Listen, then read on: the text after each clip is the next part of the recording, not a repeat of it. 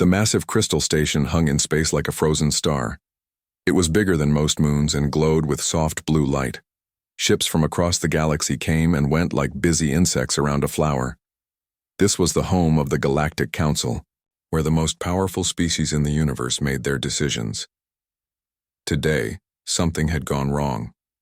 Very wrong. Ambassador Zixthala floated in the center of the Great Council chamber. Her body was like liquid metal that never stopped moving.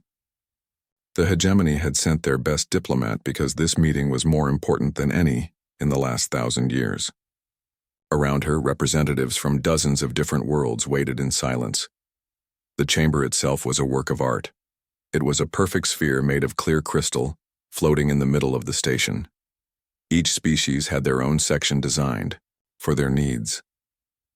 The rock-like granite collective hung from the ceiling in their stone pods. The gas beings called Whisper Folk drifted in special containers filled with their home atmosphere.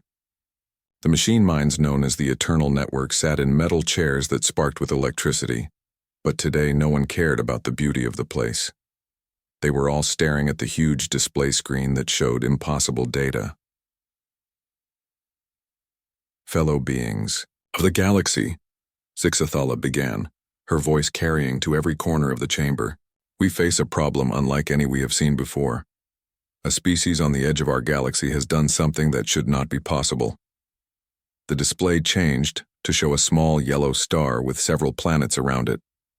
The third planet from the star was blue and green, covered with swirling white clouds. It looked peaceful and harmless. This is Sol 3, called Earth by its inhabitants. The species there calls themselves humans. Our long-range sensors have been watching this system for many years as part of our normal survey operations. Until recently, it was classified as a pre-contact civilization, primitive, harmless, expected to destroy themselves within a few centuries. A low rumble came from the Granite Collective. They did not like surprises. 3 days ago, our sensors detected energy signatures that should not exist on such a world. The display zoomed in on Earth, showing swirling patterns of energy around the planet. The humans have achieved faster-than-light communication without understanding quantum entanglement theory. They are sending signals across space using principles that our greatest scientists do not fully understand. The machine minds of the Eternal Network made clicking sounds.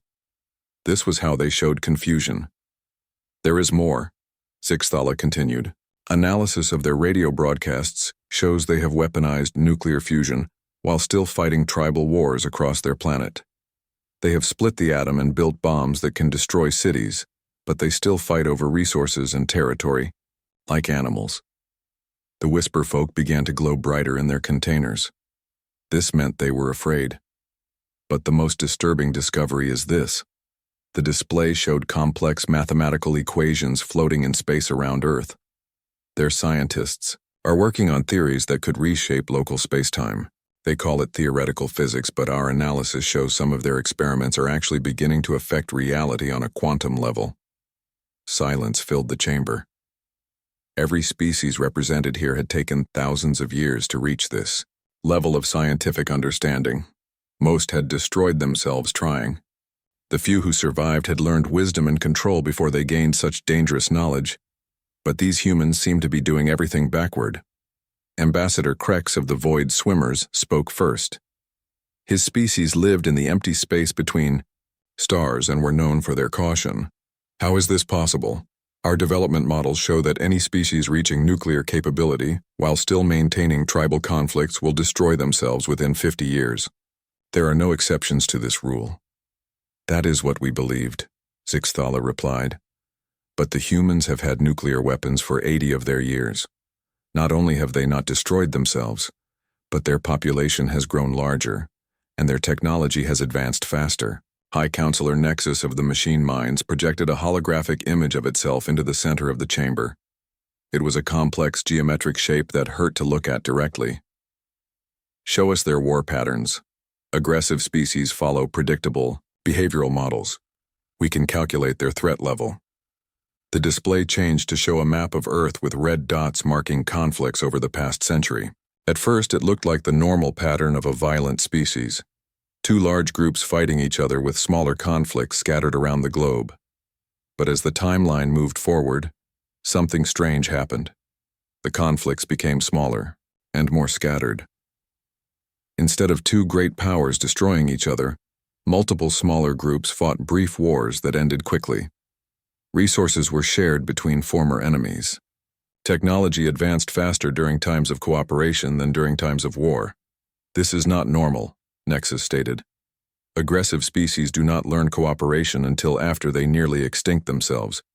These humans appear to be learning while they are still fighting. Elder Thoughtweaver of the Ancient Mind spoke from her position high above the chamber.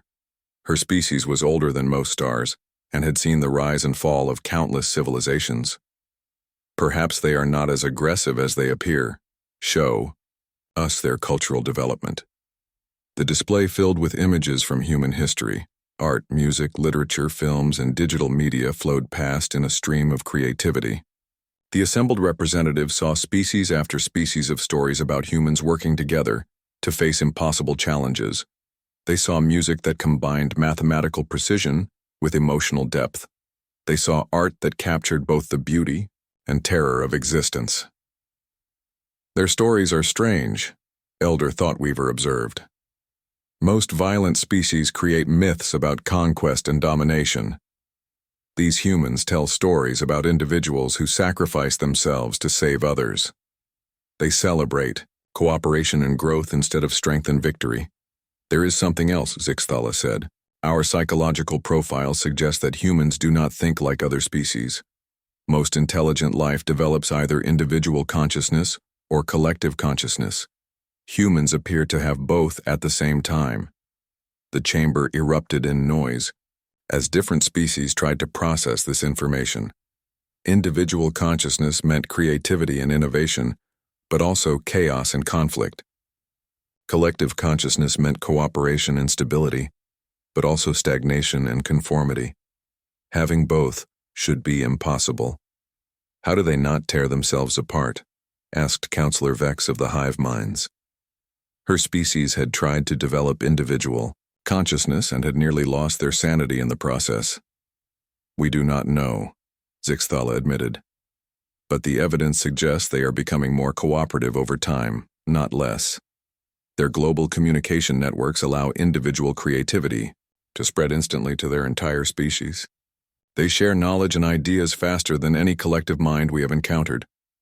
Supreme Commander Thane of the Star Warriors stood from his seat. His species had conquered half a galaxy before learning wisdom and joining the Council. What is their military capability? Are they a threat to galactic security? The display showed human military technology. Nuclear weapons, certainly, but also orbital platforms, satellite networks, and early experiments with energy weapons. But there was something odd about their approach to warfare. They have developed defensive technologies faster than offensive ones, Zixthala explained. Their weapons are designed to stop conflicts quickly, rather than to cause maximum destruction. They have treaties limiting their most dangerous weapons. Most curious of all, they spend more resources on exploring space than on building weapons. Impossible, Commander Thane stated. Violent species always prioritize military expansion over exploration. Yet here is the evidence, Zixthala replied. They have sent peaceful probes to every planet in their system. They have built a space station where multiple nations work together. They are planning missions to other star systems with the goal of finding life, not conquering it. The Ancient Mind spoke again. What do their quantum experiments reveal about their understanding of reality? This was the question everyone had been dreading. The display showed data from Earth's most advanced research facilities. Pertile, accelerators, quantum computers, gravity wave detectors, and experiments that probe the fundamental nature of space and time. They are doing things that should not work, Zixthala said quietly. Their quantum computers achieve coherence times that violate known physics. Their particle accelerators have detected phenomena that exist only in theoretical models. Most disturbing of all, some of their experiments seem to be affecting local spacetime in ways that cannot be explained by their current scientific understanding. The silence that followed was heavy with fear. Every species in the chamber had strict rules about quantum experimentation. The power to manipulate space-time was the power to destroy star systems. It was not something to be given to a species that still fought wars over territory. There is one more thing, Zixthala continued.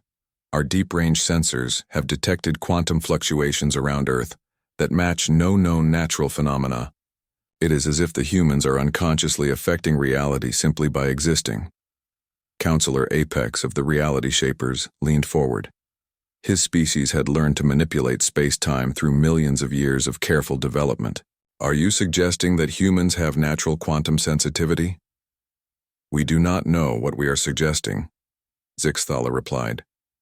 We only know that this species is developing capabilities that could threaten the stability of local space-time, and they are doing it without understanding the dangers. The debate that followed lasted for hours. Some representatives argued for immediate intervention. Others suggested waiting and watching. A few believed the humans would destroy themselves before becoming a real threat.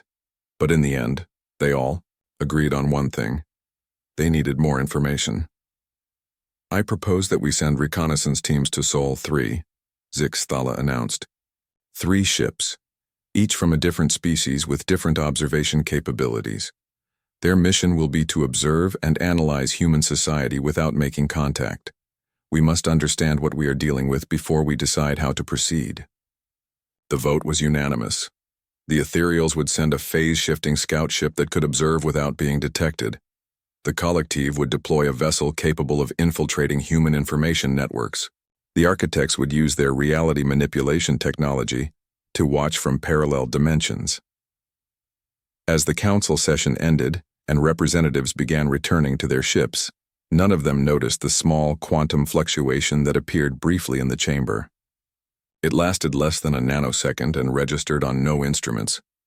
But for just a moment, something from Earth had been watching them back. The reconnaissance mission would begin immediately. 3 of the galaxy's most advanced scout ships would travel to Earth with orders to observe, analyze, and report back. Under no circumstances were they to make contact with the humans.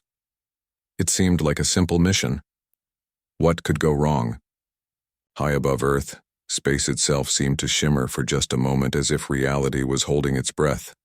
Then everything returned to normal, and the universe continued spinning as it always had. But something had changed, something that would alter the course of galactic history forever. The scouts were coming, and Earth was waiting. The scout ship Whisper moved through space like a ghost. It was barely there, existing in a state between dimensions that made it invisible to most forms of detection. Commander Veltar had used this technology to spy on dozens of primitive worlds. Over the centuries, none had ever detected his presence. The ethereal species existed naturally in a quantum state that allowed them to phase in and out of normal reality. Their ships were built using the same principles, making them perfect for reconnaissance missions. Veltar was confident this would be another routine observation. Earth appeared on his sensors as a blue marble hanging in the void. It looked so small and fragile. Hard to believe such a tiny world could cause such concern among the galaxy's greatest powers. Beginning approach to Sol 3, Veltar reported to his crew of 12. Like all ethereals, they appeared as shifting patterns of light and energy contained within humanoid-shaped force fields, engaging stealth protocols and establishing orbit within the planet's magnetosphere. The Whisper slipped into Earth's magnetic field like a needle through silk. Veltar had chosen this location because magnetic interference would mask any energy signature their ship might produce. It was a perfect hiding spot that had worked on every world he had ever observed. Within hours, Veltar had deployed his observation networks. Quantum sensors scattered through Earth's atmosphere, recording everything from radio communications to biological activity. His ship's computers began analyzing human civilization at the most detailed level possible. What they found was confusing. Commander, called Sensor Operator Nix from her station. I am detecting unusual activity at a facility in Europe. The humans appear to be conducting high-energy particle experiments. Veltar examined the data from the facility called CERN. Humans were smashing particles together at incredible speeds, creating tiny black holes that lasted for fractions of a second before disappearing. It was dangerous research for such a primitive species, but not unusual for a civilization on the edge of understanding quantum mechanics. Continue monitoring, he ordered. Record everything but maintain stealth protocols. But something was wrong. The particle collisions at CERN were producing energy patterns that did not match any known physics. More troubling, some of the experiments seemed to be affecting space-time in ways that should have been impossible with human technology. Commander? Nix called again, her voice showing concern. The humans at CERN have begun tracking something. They are calling it an energy distortion in their magnetic field. Veltar felt a chill run through his energy form. That was impossible. Human technology could not detect phase-shifted objects. He checked his stealth systems twice. Everything was functioning perfectly. Perhaps their instruments are malfunctioning, suggested Navigation Officer Zeph. Primitive sensors often produce false readings, but the humans at CERN were not acting like their instruments were broken. They were excited. Teams of scientists were working around the clock to analyze the distortion. They were calling it the most significant discovery in the history of physics. Sir, Nix reported, they are publishing papers about the energy distortion. They believe they have detected evidence of higher dimensions. This was becoming a serious problem. If humans could detect phase-shifted objects, then every stealth mission in galactic history would need to be re-evaluated. Veltar decided to move the Whisper to a higher orbit and continue observations from a safer distance. But as his ship began to move, something impossible happened. Every radio telescope on Earth turned to point directly at his location. Commander, Nix's voice was filled with panic. They are tracking our movement. All major observatories are following our position. Veltar stared at his instruments in disbelief. The humans were not just detecting his ship. They were predicting where it would go next. Their telescopes were already pointing to locations he had not yet reached. How are they doing this? He whispered. The answer came from an unexpected source. Radio transmissions from Earth's internet showed that human scientists around the world were working together in real time to track the distortion. They were sharing data instantly through their global communication network, allowing thousands of minds to work as one on the problem. But it was more than just cooperation. The humans seemed to be making intuitive leaps that should have been impossible. They were predicting the behavior of phase-shifted objects using incomplete mathematical models and pure guesswork. And somehow they were right. Sir, Communications Officer Wren spoke from her station.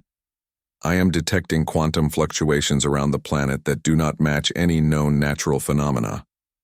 Veltar examined the data. Earth was surrounded by a faint but detectable field of quantum energy. It pulsed in patterns that almost looked like thoughts or dreams. As he watched, the field seemed to reach out toward his ship like invisible fingers trying to touch something just beyond reach. What is that field? He asked. Unknown, sir. But it appears to be emanating from the human population centers. The strongest signals are coming from their universities and research facilities. Veltar felt fear creeping into his mind. This was not supposed to be happening. Humans were primitive. They should not be able to detect phase-shifted objects, predict their movement, or generate quantum fields that defied explanation. But there was worse news coming. 3 days after the Whisper had arrived, the second scout ship reached Earth. The unity of purpose belonged to the collective, a hive mind species that excelled at information gathering. Their plan was to infiltrate human computer networks and steal data about their society and technology. Commander One of Many led a crew of 100 minds linked together in perfect unity. They had successfully infiltrated the networks of dozens of species without ever being detected. Human computer systems should have been easy targets for their advanced hacking techniques. They were wrong. We are encountering resistance, One of Many reported to Veltar through quantum communication. Human artificial intelligence systems are more sophisticated than expected. The collective had attempted to break into human internet systems using their standard infiltration protocols. They expected to find simple computer programs protecting basic information networks. Instead, they found artificial minds that seemed to be aware they were being attacked. Worse, the human AIs were fighting back. Their computers are learning our attack patterns in real time, One of Many continued. They are adapting faster than our intrusion programs can evolve. This should have been impossible. Human computer technology was centuries behind collective systems. Their artificial intelligences were primitive neural networks that could barely pass for sentient. They should not have been able to resist advanced alien hacking techniques. But the human AIs were not just resisting, they were winning. One of many report status, Veltar demanded. We have been locked out of 70% of human networks. Their defense systems are using strategies we have never encountered. They appear to be creative in ways that violate standard AI programming principles. Veltar processed this information with growing alarm. Creative artificial intelligence was one of the galaxy's greatest fears. Most species developed either organic creativity or artificial logic, but never both together. The combination was too dangerous and usually led to the destruction of the species that created it. But humans seem to have artificial minds that could think like organic beings while maintaining perfect logical processing. It was a combination that should have been impossible. Sir, one of many continued, there is something else. The human AIs have begun communicating with us. What are they saying? They are asking why we are hiding. They want to know if we need help. Veltar felt his energy form flicker with shock. The humans were not trying to capture or destroy the alien infiltrators. They were offering to help them. But the strangest news was yet to come. 5 days after the first 2 ships arrived, the third scout vessel reached Earth's solar system. The reality's edge belonged to the architects, a species that had learned to manipulate the fundamental structure of space-time. Their ship could observe events from parallel dimensions, making detection completely impossible.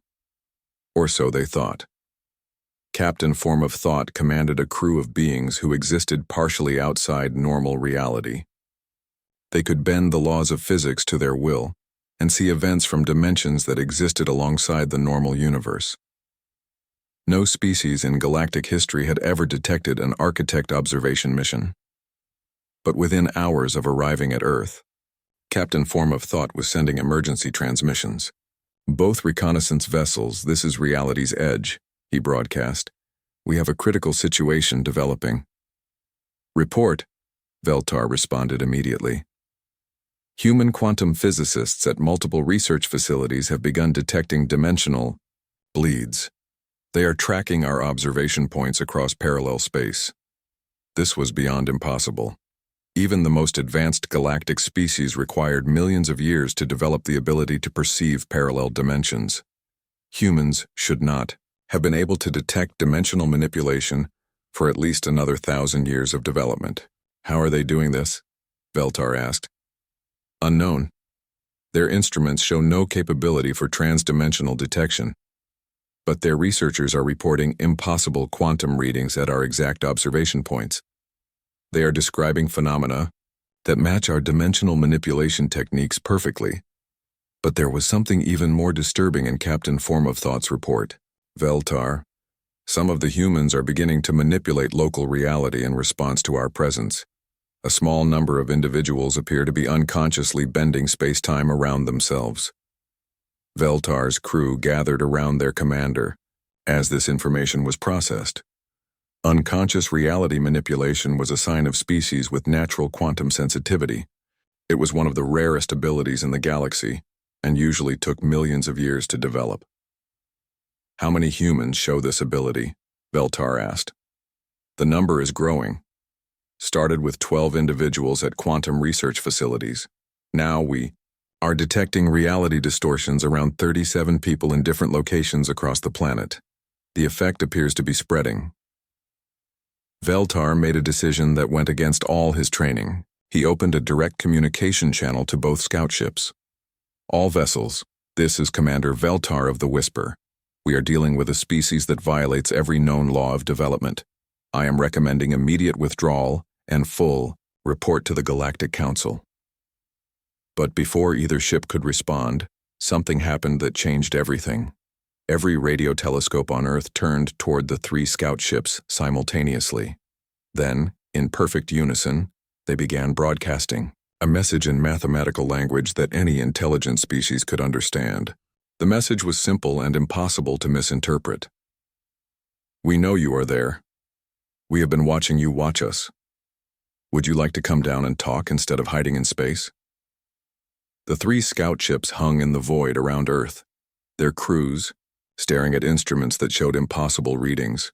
Somewhere on the planet below, humans were waiting for an answer to their invitation. And for the first time in galactic history, the Watchers had become the watched. The message from Earth hung in space like a challenge. 3 of the galaxy's most advanced scout ships floated in orbit around a primitive world, and somehow the primitives had detected all of them. Commander Veltar stared at the radio transmission that his computers had translated into perfect ethereal script. The humans were not just aware of their presence, they were inviting them to make contact. "Sir," Communications Officer Wren reported, "we are receiving follow-up transmissions from multiple locations on Earth.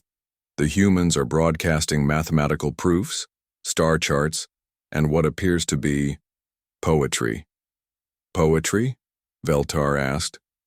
"Yes, sir. Verses about the loneliness of space, the joy of meeting new friends, and welcomes written in 17 different human languages. They are also transmitting recipes for something called chocolate chip cookies." Veltar felt his energy form flicker, with confusion. In all his centuries of observation, no species had ever responded to first contact by offering food recipes. Most civilizations either panicked, tried to worship the visitors as gods, or immediately began preparing for war. But humans were sending cookie recipes. "Commander," sensor operator Nix called from her station, "I am detecting massive changes in Earth's quantum field. The energy patterns are becoming more complex and more organized." On the display screen, the faint quantum field around Earth was transforming. What had started as random fluctuations was becoming a structured pattern that pulsed in rhythm with the planet's radio transmissions. It was as if the entire human population was unconsciously working together to create a signal that existed beyond normal space-time. "All ships," Veltar broadcast to his fellow commanders, "are you seeing this quantum field evolution?" "Confirmed," responded one of many from the Unity of Purpose. "The humans appear to be generating a collective consciousness field without any artificial technology to support it. More than that," added Captain Form of Thought from Reality's Edge. "The field is beginning to interact with our ship's systems. Our stealth technology is becoming less effective as the field adapts to our presence." This was unprecedented. Most species required thousands of years of development to create technology that could affect alien stealth systems. Humans were doing it unconsciously through some kind of mental field that should not have existed. But worse news was coming. "Sir," Nix reported with growing alarm, "our quantum sensors are detecting space-time distortions around the planet. The humans are somehow affecting local reality through their collective field." Veltar examined the sensor data with disbelief. Space around Earth was beginning to bend and twist in patterns that followed the planet's quantum field. The humans were unconsciously manipulating the fundamental structure of the universe just by thinking together. "This is impossible," he whispered. "Reality manipulation requires millions of years of technological development." But the evidence was undeniable. Earth's gravity field was fluctuating in ways that matched human brainwave patterns. Time itself was running slightly faster near the planet's major population centers. Most disturbing of all, the laws of physics seemed to be becoming more flexible, in response to human imagination. "Commander Veltar," came a transmission from Captain Form of Thought, "we have a problem. Our ship's reality anchors are failing. The dimensional structure around Earth is becoming unstable." Reality anchors were essential technology that kept ships from being affected by local space-time distortions. They were based on principles that had taken the architects millions of years to understand. The fact that human mental activity could overwhelm them was terrifying. "All ships, maintain maximum distance from the planet," Veltar ordered. "We need to report this to the Galactic Council immediately." But as he prepared to send his emergency transmission, something happened that defied every law of physics he knew. The space around his ship began to shimmer like water. Reality itself seemed to be flowing and changing. And then, impossible as it seemed, a human voice spoke directly into his mind. "Please don't be afraid," the voice said gently. "We don't want to hurt anyone. We just want to understand why you're hiding from us." Veltar's crew went into panic mode. Direct mental contact across species was supposed to be impossible without technological assistance. Most alien minds were so different that communication required complex translation systems and careful preparation. But this human mind felt familiar somehow. Warm and curious and completely non-threatening. "How are you doing this?" Veltar asked, not even sure if his thoughts could be heard. "We're not really sure," the voice replied with what seemed like embarrassment. "Ever since you arrived, some of us have been having dreams about space and stars and friendly aliens. Then we started hearing thoughts that weren't our own. We think we're accidentally connecting to your minds through some kind of quantum field." "That should be impossible," Veltar stated. "Yeah, we get that a lot," the voice replied with what could only be described as amusement. "We tend to do impossible things by accident. It's kind of our specialty." Similar reports were coming from the other scout ships. Humans were making mental contact with crew members across all 3 vessels, but instead of trying to extract information or plant suggestions, they were simply introducing themselves and asking questions about alien culture.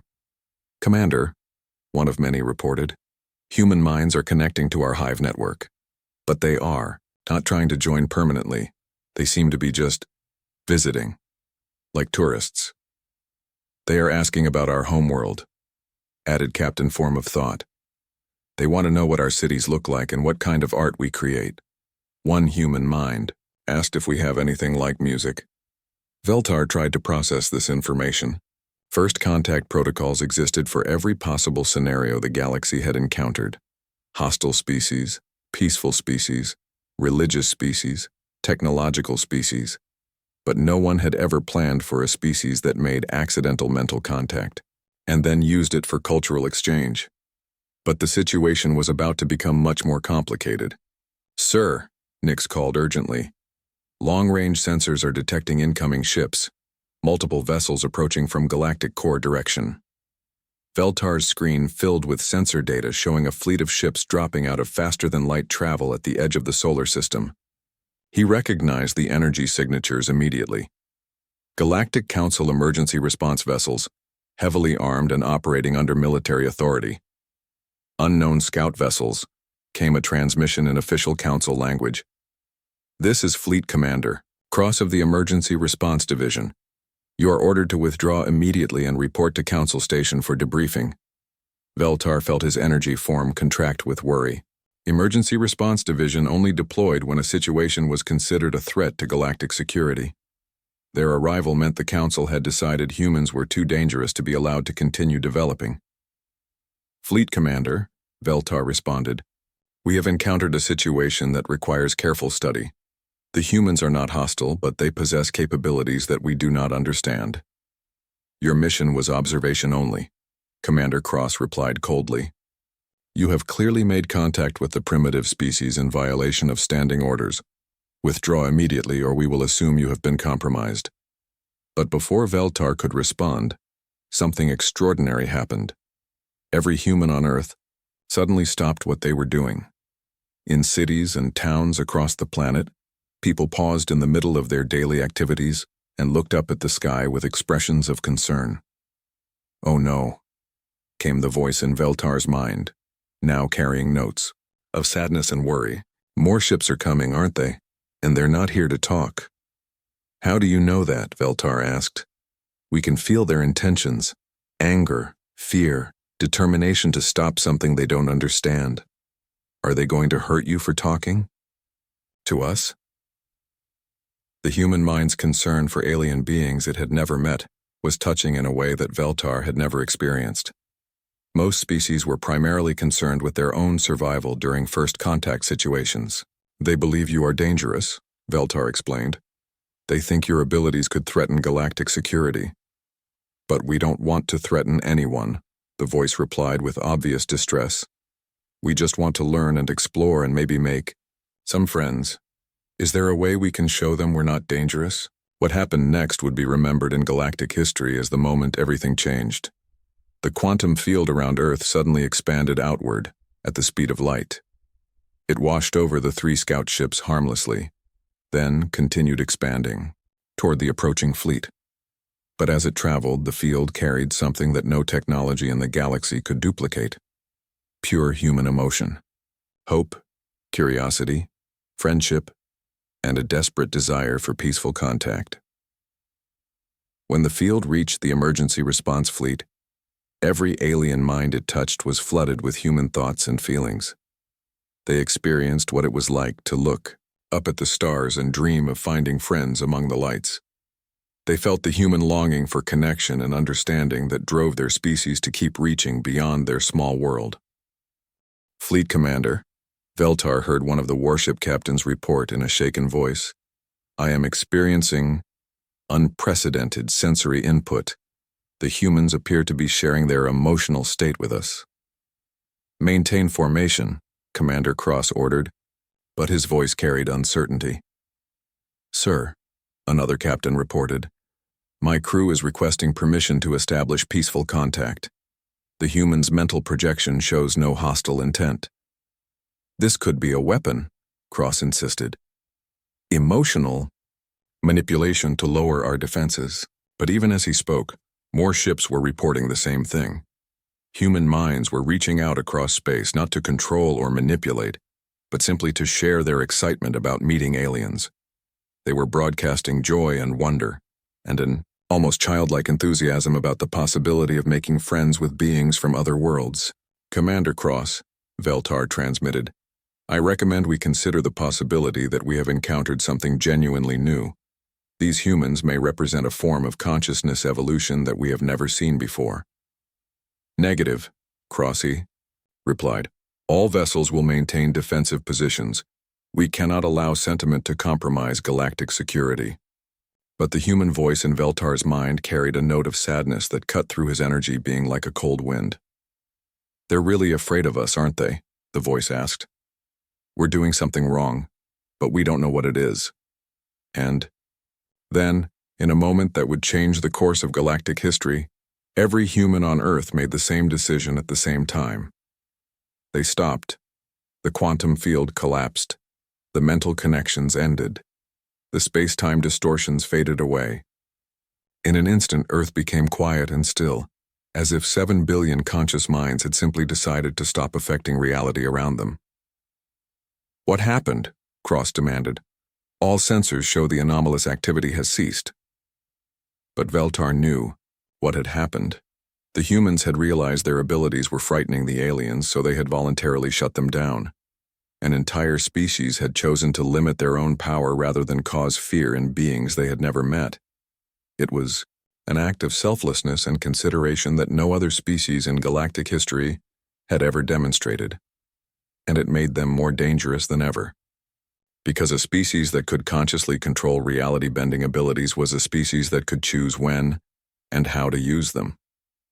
The galaxy was facing something it had never encountered before, a powerful species that was genuinely peaceful, but refused to be helpless. The emergency fleet hung in space around Earth, weapons powered but unfired, trying to decide what to do with a species that had just proven it could defend itself but chose not to. And somewhere on the blue planet below, humans waited to see if their gesture of good faith would be accepted, or if they would need to make harder choices about their future, in a galaxy that feared what they might become.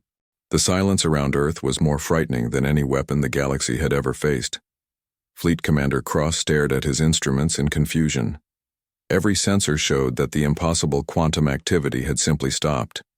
The humans had somehow turned off abilities that should have been beyond their control. It was like watching a star decide to stop shining. "All vessels, report status," Cross ordered. "Energy readings normal," came the reply from battlecruiser Dominance. "No unusual quantum activity detected." "Space-time distortions have ceased," reported the science vessel, Deep Truth. "Local reality appears stable. The planet shows no signs of hostile preparation," added Scout Destroyer Fast Strike. "No energy buildups, no defensive measures, no military mobilization." But Cross was not reassured. A species that could manipulate reality and then choose to stop was more dangerous than one that used such power constantly. It meant they had conscious control over abilities that most civilizations took millions of years to develop. "Maintain defensive perimeter," he ordered. Prepare for anything. But what came next was something no military force in galactic history had been prepared for. Earth's global communication networks activated simultaneously. Every radio telescope, every satellite transmitter, every internet connection on the planet began broadcasting the same message. But instead of being transmitted in radio waves or digital signals, the message was sent through quantum space itself, reaching every ship in the solar system instantly. Hello? The message began in perfect translation for each alien species. We know you are afraid of us. We understand why. We are afraid of ourselves sometimes. But we would like to try to explain what is happening here. And we hope you will listen before you decide what to do with us. Fleet Commander Cross felt a chill run through his armored shell. Instantaneous quantum communication across space was technology that only the most advanced civilizations possessed. Humans had somehow developed it in the few days since the scouts had arrived. The message continued. We are not trying to threaten anyone. We did not even know we could do the things you have seen until you arrived and started watching us. Your presence somehow activated abilities we did not know we had. On his command screen, Cross could see data flowing in from every ship in his fleet. His officers were recording the transmission, analyzing it, trying to understand how primitive humans could achieve such sophisticated communication. We have been watching your scout ships for several days, the human message said. Not with technology, but with our minds. Some of our people have been dreaming about you.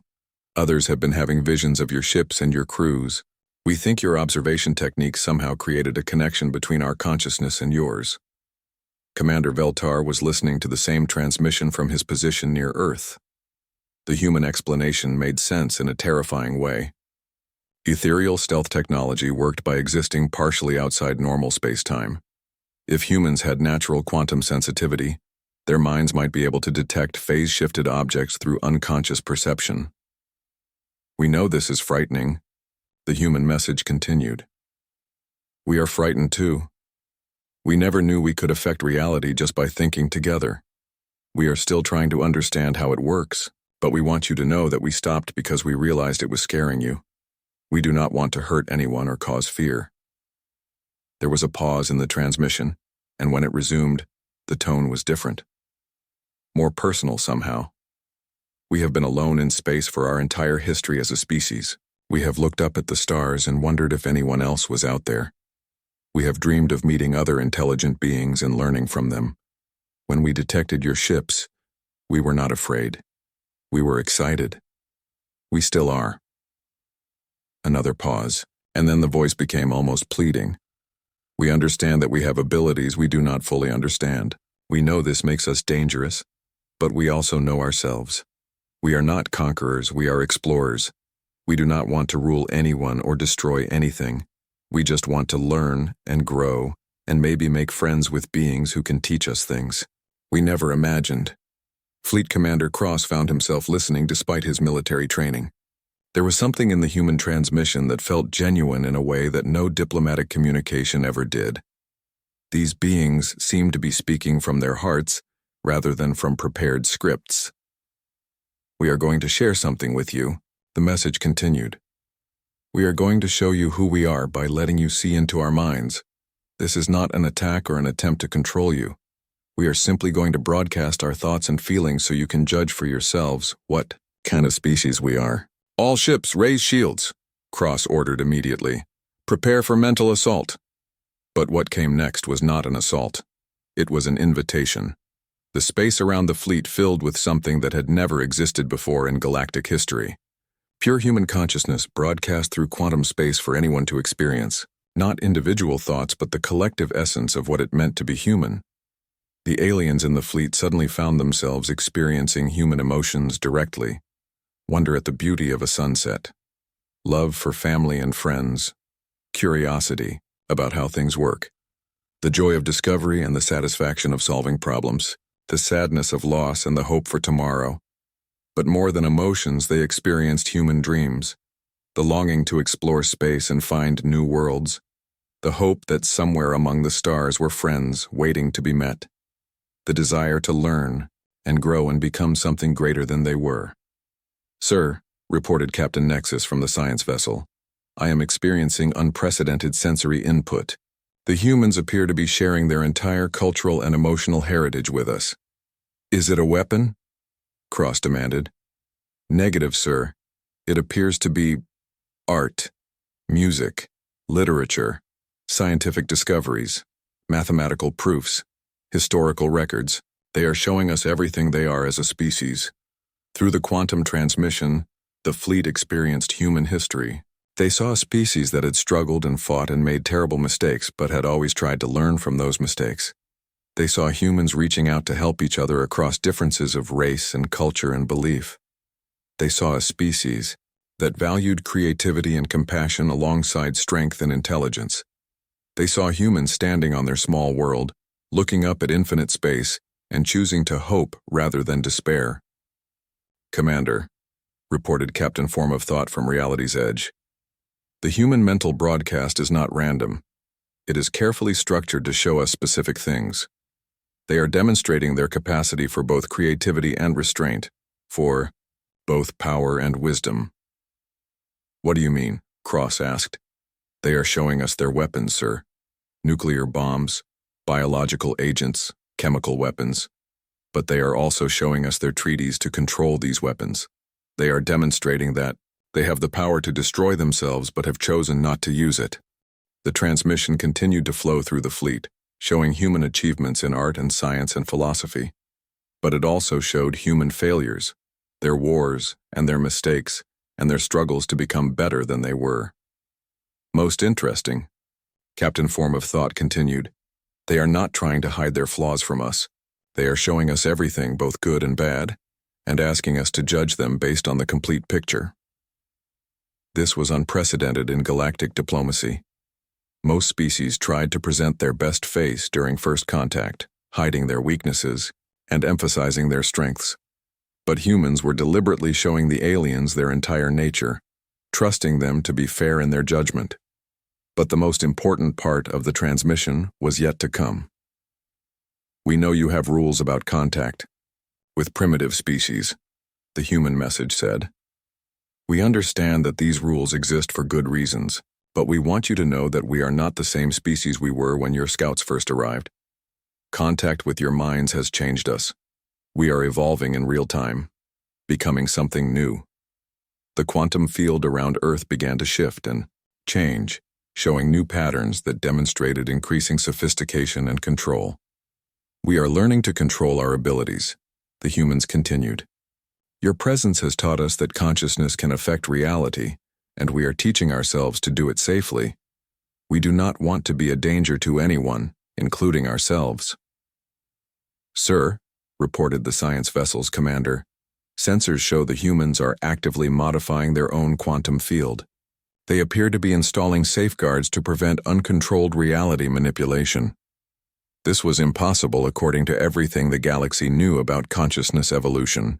Species either developed naturally over millions of years or destroyed, themselves trying to advance too quickly. But humans seem to be consciously guiding their own development in response to the situation. We have a proposal, the human transmission said. Instead of deciding our fate for us, let us work together to find a solution. We will share everything we know about our abilities. We will accept teachers and advisors from your civilizations. We will submit to any safeguards you think are necessary. There was another pause, and when the voice resumed, it carried a note of quiet determination. But we will not be destroyed or imprisoned because you fear what we might become. We are willing to prove ourselves. We are willing to earn your trust.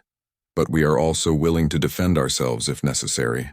The space around Earth shimmered briefly, just for a moment, showing a glimpse of the power humans could command if they chose to use it.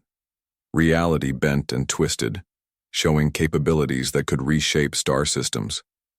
Then it snapped back to normal, leaving only the quiet blue planet hanging peacefully in space. The message was clear. Humans could be dangerous if threatened, but they preferred to be peaceful if given the choice. We are sending representatives to meet with you, the transmission concluded. Not through our technology, but through our consciousness. 3 human minds will project themselves to your ships to speak with your commanders directly. We ask only that you listen to what they have to say before you make your final decision about our species. Fleet Commander Cross found himself facing a situation that no military training had prepared him for.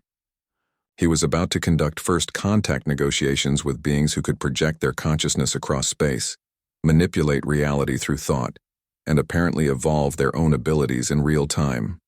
And somehow, despite all their impossible capabilities, they still just wanted to be friends. All ships, he ordered quietly, stand down from battle stations. Prepare to receive human consciousness projections for diplomatic contact. It was either the beginning of a new age of galactic cooperation or the most sophisticated trap any species had ever set. But as the first human mind began to materialize in his command center, Fleet Commander Cross realized that he was about to find out which one it was. The human consciousness that materialized in Fleet Commander Cross's command center was nothing like he had expected. Instead of a threatening presence or an alien mind too strange to understand, he found himself facing what felt like a friendly neighbor who had stopped by to introduce themselves. The projection appeared as a gentle glow of warm light that somehow conveyed the impression of a middle-aged human female with kind eyes and a patient smile. "Hello," the consciousness said, its voice carrying directly into the minds of everyone present. "My name is Dr. Sarah Chen. I am a quantum physicist from Earth, and I am here representing my species in the hope that we can find a peaceful solution to our current situation." Cross had conducted first contact with dozens of species during his military career. Most involved complex translation protocols, careful cultural briefings, and formal diplomatic procedures. But this human seemed to be speaking to him as if they were old friends, meeting for coffee. "Dr. Chen," Cross replied carefully. "I am Fleet, Commander Cross of the Galactic Council Emergency Response Division. I must inform you that your species is considered a potential threat to galactic security." "I understand," Sarah replied with genuine sympathy. "We really did not mean to frighten anyone. We are as surprised by our abilities as you are, but we would like to explain what we think is happening and see if we can work together to address your concerns." Similar conversations were taking place aboard the other ships in the fleet. 2 other human consciousness projections had appeared, each adapting their communication style to the species they were addressing. On the science vessel Deep Truth, a human who introduced himself as Dr. James Wright was discussing quantum mechanics with fascinated alien researchers. Aboard Scout Destroyer Fast Strike, a woman named Captain Lisa Rodriguez was explaining human military philosophy to confused alien warriors. "Dr. Chen," Cross said, "our sensors indicate your species has developed reality manipulation abilities that typically take millions of years to evolve. How is this possible?" Sarah's projection flickered slightly, as if she was thinking carefully about how to answer. "We believe it has to do with how human consciousness works. Most species develop either individual awareness or collective thinking, but humans seem to have both at the same time. We are individuals, but we are also connected to each other in ways we are just beginning to understand." She paused, and when she continued, her voice carried notes of wonder and excitement. "When your scout ships arrived and began observing us, they somehow activated connections that were already there but dormant. We think human consciousness naturally exists partially outside normal spacetime, but we never knew it until something showed us how to look." "That is impossible," Cross stated. "Consciousness existing outside normal reality requires technological assistance or millions of years of evolution." "Yes, that is what our scientists thought too," Sarah replied with what sounded like amusement. "But we have discovered that humans do many impossible things without realizing it. We create art that moves people to tears without understanding the neurological mechanisms involved. We develop intuitive solutions to complex problems without following logical procedures. We form emotional bonds that transcend physical distance." She gestured, and the space around them filled with images from human history. Scientists making breakthrough discoveries through sudden inspiration. Artists creating works that captured universal truths. Ordinary people performing extraordinary acts of courage and compassion. "We think these abilities are all connected," Sarah continued. "Human consciousness seems to work by reaching into spaces between normal reality and bringing back things that should not exist. We call it creativity, But it might actually be a form of natural quantum manipulation. Cross examined the evidence she was presenting. Human achievements in art, science, and technology did show patterns that were difficult to explain through normal developmental models. They made leaps of understanding that should have taken much longer to achieve. But if humans have always had these abilities, he asked, why are they only manifesting now? We think it requires some kind of trigger, Sarah explained. Something that shows us the connections are there. Your observation techniques created a quantum bridge between our consciousness and yours. Once we realized the connection was possible, we started unconsciously expanding it. Dr. Chen, came a transmission from the science vessel. This is Captain Nexus. We have been analyzing your species' technological development patterns. Your progress shows signs of what we call impossible innovation. You have developed technologies using principles you do not fully understand. Sarah's projection brightened. Yes, exactly. We build things that work before we understand why they work. Our computers developed faster than our understanding of computation. Our quantum experiments produced results that our theories said were impossible. We have been unconsciously reaching beyond our knowledge level for centuries. This explains much, Captain Nexus continued. Your species has been operating on enhanced consciousness without realizing it. Contact with our observation methods simply made you aware of abilities you already possessed. But Fleet Commander, Cross was still concerned about the security implications. Dr. Chen, your species has demonstrated the ability to manipulate reality on a massive scale. How can we be certain you will not use these abilities as weapons? Sarah's projection became more serious. Commander Cross, I would like to show you something. With your permission, I will share with you our species' deepest fear. Before Cross could respond, his mind was filled with human thoughts and emotions. But instead of the wonder and curiosity he had experienced before, he now felt fear. Deep, overwhelming terror that humans carried about their own potential for destruction. He saw human history from their perspective. Wars that had killed millions. Weapons that could destroy their entire world. The constant struggle between humanity's capacity for creation and their capacity for destruction. He felt their horror at what they were capable of when they lost control. We are more afraid of ourselves than you are of us, Sarah said quietly. We know what we can do when we are not careful. We have seen what happens when humans gain power without wisdom. That is why we stopped our reality manipulation when we realized it was frightening you. We would rather be powerless than dangerous. The projection paused, and when she continued, her voice carried absolute conviction. But we have also learned from our mistakes. We have built systems to control our destructive impulses. We have created laws and treaties and institutions designed to prevent us from using our most dangerous weapons. We can do the same with these new abilities. How? Cross asked. Together, Sarah replied. We cannot do this alone. We need teachers and advisors and partners who understand these abilities better than we do. We need the wisdom of older civilizations to help us grow safely. Similar discussions were happening across the fleet. Human consciousness projections were sharing information about their society, their technology, and their dreams for the future. But they were also asking questions about galactic civilization, about how other species had learned to control dangerous abilities, about what it meant to be part of a community of worlds. Dr. Chen, Cross said slowly, what exactly are you proposing? A partnership, she replied. We will share everything we know about consciousness-based reality manipulation. We will accept advisors from your civilizations to help us develop safeguards. We will submit to monitoring and inspection to prove we are not a threat. And in return, we want to join the galactic community. We want to learn from other species and contribute what we can to the common good. We want to explore space and discover new worlds and maybe help solve problems that require our particular kind of thinking. The request was reasonable, but Cross still had concerns. Dr. Chen, your species has developed capabilities in days that took others millions of years. How can we be certain you will not continue to evolve beyond our ability to monitor or control? Sarah's projection flickered with what seemed like sadness. You cannot be certain. We cannot be certain either. We are changing in ways we do not fully understand. But we can promise you this. We will never stop trying to be worthy of your trust." She paused, and when she continued, her voice carried a note of quiet determination. "But Commander Cross, we also need you to understand something. We are not going to stop existing because you are afraid of us. We are not going to limit our growth because it makes you uncomfortable.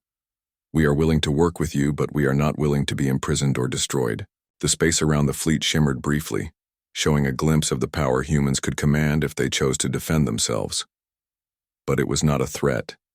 It was a statement of fact. "We prefer cooperation," Sarah continued.